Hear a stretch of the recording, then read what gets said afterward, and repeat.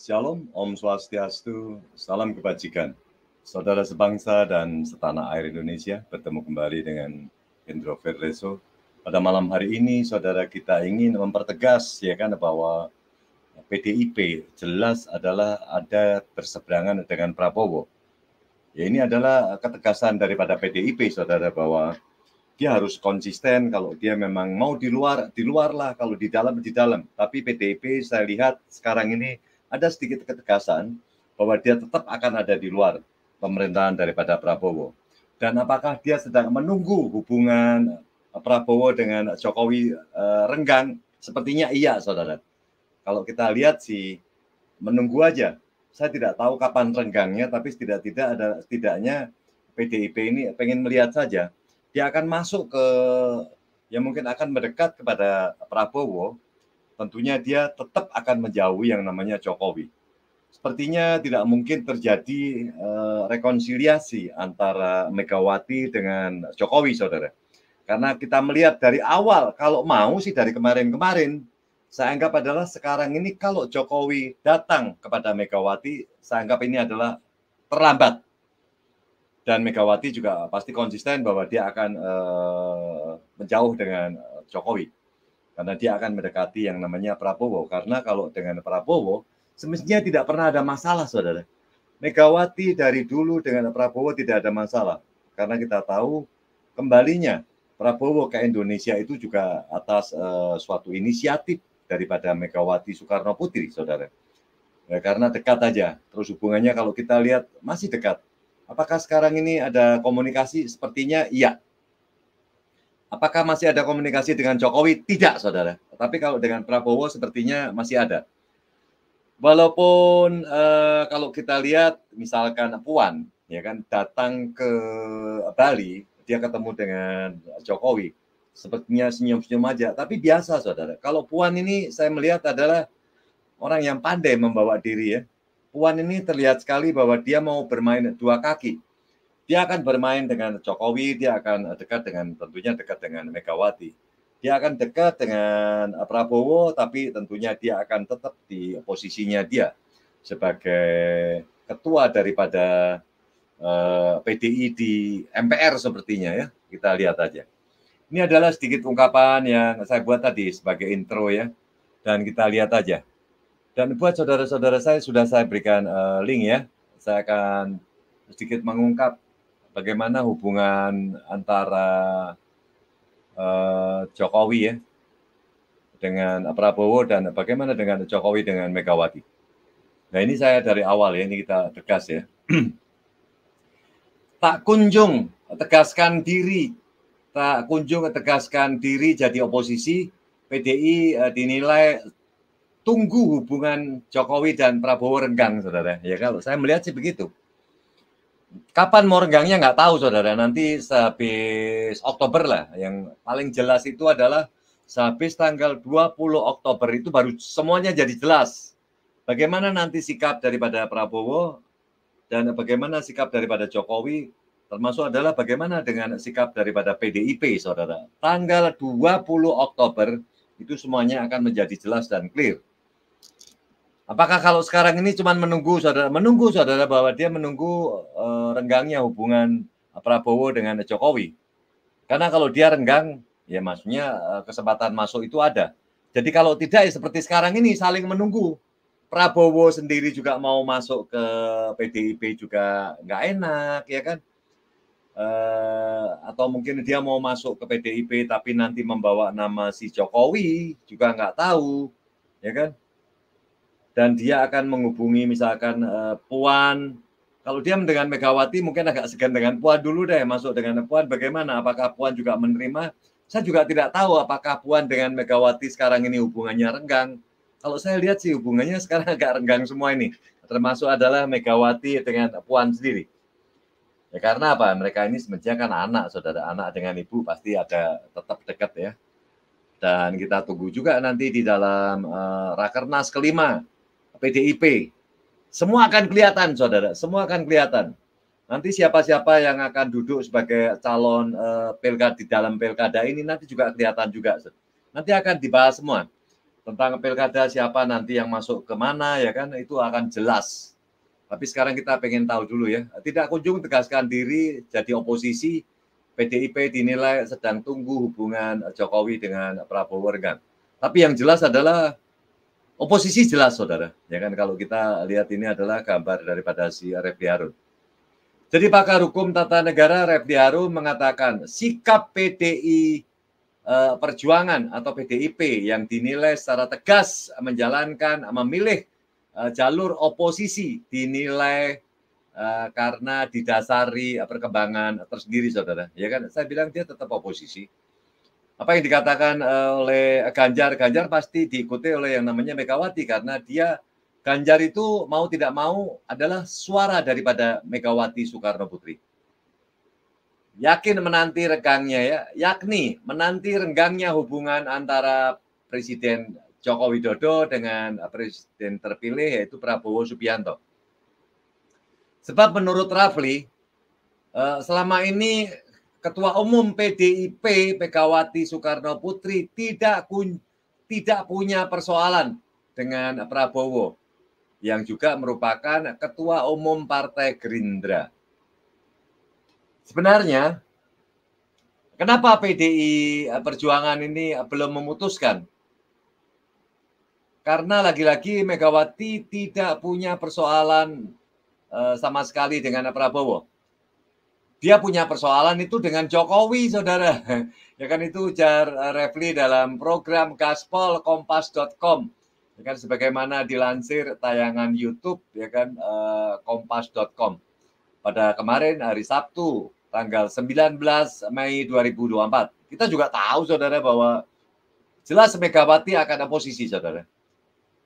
Walaupun dia ada hubungan dengan Prabowo, tetap dia akan oposisi. Karena apa? Ya karena itu ada keputusan, saudara. Dia ingin ada balancing di dalam Partai Gerindra sendiri, di dalam kepemimpinan Prabowo. Ada check and balance, ya kan? Check and balance itu yang akan diterapkan oleh Megawati Soekarno Putri supaya semua perangkatnya, semua orang-orang yang ada di PDIP itu tidak nganggur, tidak melupakan apa yang gerak-gerik daripada Prabowo atau gerak-gerik daripada Gerindra. Itu adalah keinginan daripada Megawati supaya mereka bisa bekerja dengan baik. Karena itu pernah dilakukan Megawati di waktu pemerintahan SBY, saudara ya. Dan itu bagus, saudara, bagus ya. 10 tahun dia menjadi oposisi dari SBY dan hasilnya bagus. Dan dia akan jadi seperti ini. Menjadi nomor 1, saudara. Dia 3 kali berturut-turut PDIP menjadi partai nomor 1. Ya kan? Ini gara-gara apa? Gara-gara dia jauh dari si yang namanya SBY. Dia tidak pernah merengek-rengek, saudara, bahwa Megawati tegas dengan segala keputusannya. Dia tidak ada tawar-menawar bahwa akan dibuat 3 periode atau mungkin perpanjangan, itu tidak pernah ada. Jangan berharap kalau itu ada pada diri Megawati Soekarno Putri. Megawati tegas dan keras, saudara. Biar permintaan itu dari seorang Joko Widodo juga tidak didengar. Ya kan? Permintaan melalui daripada LBP, melalui si Bahlul tidak didengar dan konsisten Megawati. Tetap dengan 2 periode cukup. Ya kan? Apapun yang terjadi, misalkan dia kalah pun, dia mencalonkan Ganjar dan kalah, tidak ada masalah, saudara. Itu adalah merupakan konstitusi yang tetap diperjuangkan oleh Megawati Soekarno Putri. Oke, ini kita akan sedikit bicara ya.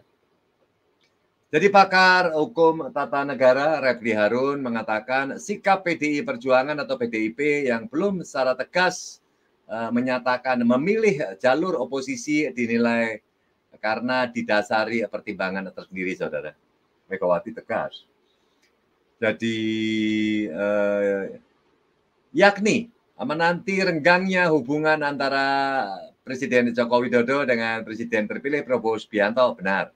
Ya kan, sebab menurut Refli selama ini ketum PDIP Megawati Soekarno Putri tidak punya persoalan dengan Prabowo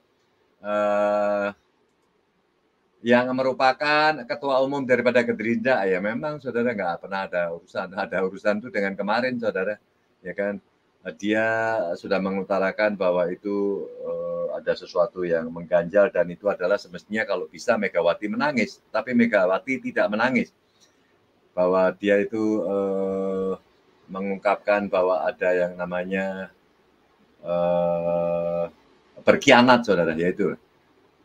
Sebenarnya kenapa PDIP belum memutuskan? Karena lagi-lagi Megawati tidak punya persoalan sama sekali dengan Prabowo. Dia punya persoalan dengan Jokowi. Itu ujar Refli dalam program Gaspol Kompas TV sebagaimana dilansir pada tayangan youtube.com pada hari kemarin, hari Sabtu. PDIP sedang menunggu ya kan berakhirnya kemesraan Jokowi dan Prabowo. Begitu berakhir masuk itu yang namanya PDIP. Jadi sekarang ini pernyataannya yang sekarang dilakukan, yang sekarang dilakukan Jokowi adalah nggak ada lagi orang mau mendengar dia. Apalagi setelah lengser, saudara. Ini, saudara, kita tunggu lengsernya aja. Bagaimana sih lengser? Apakah lengser dengan smooth? Apakah lengsernya itu dengan gubrak-gubrak? Apakah lengser itu dengan segala macam cobaan? Kita pengen tahu. Sisa masa pemerintahan Jokowi yang kurang dari 6 bulan juga menjadi pertimbangan. Karena meski Jokowi masih memimpin, ya kan, presiden terpilih yang akan dilantik juga ada, yaitu adalah Prabowo Subianto. Ya kalau sekarang pun misalkan Prabowo menemui tokoh-tokoh dan dia menggunakan PIN presiden, ya boleh-boleh aja, terserah daripada Prabowo, saudara. Ya kan? Kalau Prabowo ini sekarang menemui presiden-presiden atau mungkin pimpinan-pimpinan dari luar dan dia memakai PIN, ya sudahlah, biarkan aja. Itu nanti pun akan beralih, saudara, dari Jokowi akan hilang, Jokowi tidak memakai PIN dan PIN itu akan berpindah kepada Prabowo, gitu. Lebih lanjut, Refli juga menyinggung soal hubungan Jokowi dan Prabowo yang masih dekat karena Jokowi yang melakukan endorse kepada 4 menterinya agar bisa masuk ke kabinet Prabowo, Subianto, dan Gibran Rakabuming Raka mendatang. Apa benar ya? Kita pengen lihat aja, saudara. Ya kan, orang yang dimasukkan Jokowi ke dalam pemerintahan Prabowo. 4 menteri itu yakni adalah Menteri Investasi adalah Bahlul Lahaladia. Ya kan? Yang pertama adalah yang dimasukkan Jokowi itu adalah dari keempat menteri itu adalah yakni adalah Menteri Investasi Bahlul Lahaladia, terus Menteri BUMN Erick Thohir, terus ada Kapolri Jenderal Listio Sigit Prabowo, dan Menteri Sekretaris Negara Pratikno, saudara. Itu adalah orang-orang pilihan Jokowi.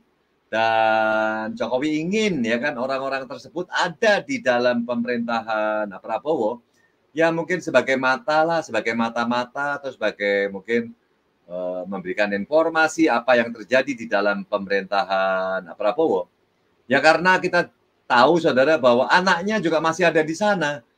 Ya kan, Gibran pun sudah dipasang bahwa dia itu adalah juga di DKJ, itu dia Gibran juga mempunyai peran juga nanti di sana. Ya kan, kita lihat aja. Jadi keempat nama itu merupakan orang dekat Jokowi yang sangat berperan melancarkan kekuasaannya sekaligus pemenangan untuk Pilpres 2024 lalu. Jokowi konon mengendorse 4 orang untuk jadi menteri. Konon, ya kan, kononnya, ya kan, dia ingin mempertahankan Bahlil yang banyak jasanya dalam tanda kutip, ya kan, banyak jasanya dalam tanda kutip, saudara. Ya karena dia juga memuluskan jalan daripada anak-anak Jokowi sendiri, ya kan, si Bahlil ini, saudara. Dengan Bahlil sekarang ini misalkan dia menggunakan, dia punya kekuatan, ya kan, terus dengan dia misalkan masih memegang mengenai atau mungkin hilirisasi, ya kan, itu adalah mungkin yang dititipkan Jokowi dari anak-anak Jokowi, ya kan, kepada si Bahlil, ya kan, ini. Habis itu adalah Erick Thohir, saudara. Erick Thohir juga banyak jasanya dalam tanda kutip juga. Terus termasuk adalah Listio Sigit Prabowo. Ya kalau kemana-mana itu selalu diajak. Hari ini juga kelihatan di Bali Listio Sigit Prabowo. Saya tidak tahu pekerjaan daripada Listio Sigit sekarang ngapain. Karena Listio Sigit tidak pernah kelihatan dia dekat kalau ada Jokowi di mana. Itu adalah pekerjaan daripada Listio Sigit Prabowo.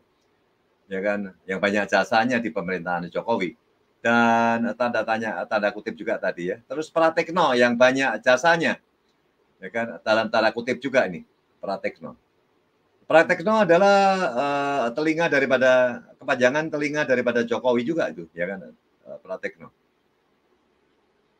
Ini kan orang-orang yang berjasa semua dalam menjaga kekuasaan Joko Widodo, ya kan, termasuk juga dalam pemenangannya ya, itu udah rahasia umum ya kata Refli, ya kan. Ini ya saudara kita tahulah ya kan, itu adalah memang kepanjangan daripada tangan Joko Widodo juga.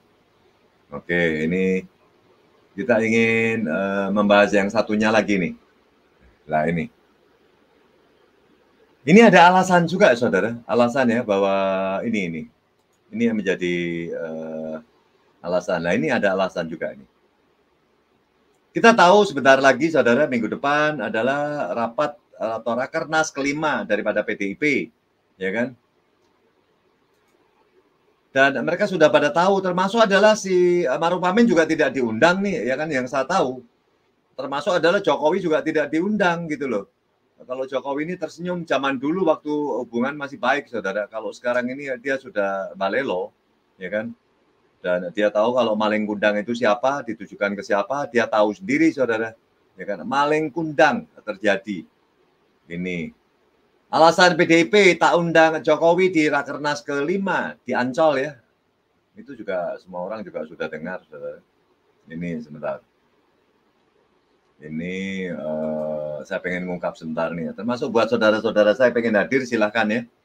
Dewan Pimpinan Pusat DPP PDIP mengungkap alasan tidak mengundang Presiden Joko Widodo atau Jokowi dalam agenda rapat kerja nasional atau Rakernas ke-5 di Beach City Internasional Ancol, Jakarta Utara pada tanggal 24 sampai tanggal 26 Mei 2024.